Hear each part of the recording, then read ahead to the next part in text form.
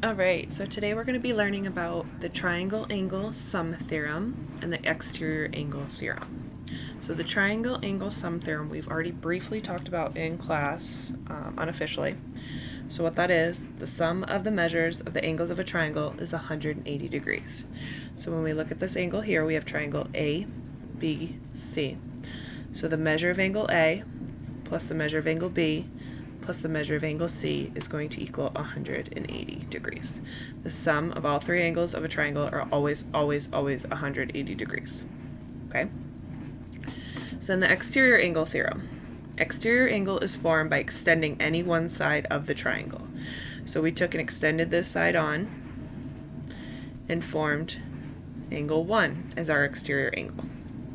And when we have an exterior angle that is formed on a triangle, this exterior angle is always equal to the sum of the two non-adjacent interior angles. So non-adjacent means not touching, not sharing a common side and a common vertex. So if we look at angle 1, the angle that is adjacent to this is going to be this angle here.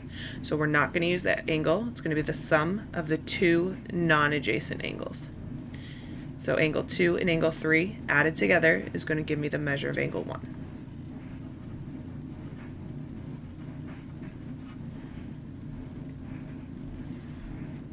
Now we're going to go on and do 3 examples together, and then you guys will finish the rest of this page as well as the second page. On the second page, make sure you guys are skipping numbers 10 and 11. You do not need to do numbers 10 and 11. Alright, so on number 1, I know that this angle is 24 degrees, this angle is 37, and this angle is 1. And I know that the sum of all of my interior angles in a triangle needs to equal 180 degrees. So I'm going to call angle 1 x.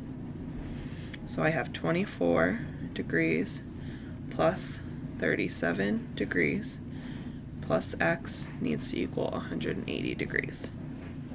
Okay. So now I'm going to take and combine my like terms. So I have 24 and 37, which is going to give me 61. 61 plus x equals 180. And I'm going to subtract 61. Subtract 61, I'm going to be left with x equals 119 degrees, or measure of angle 1 is 119 degrees. So the sum of those three angles, 119 plus 37 plus 24, give me 180 degrees.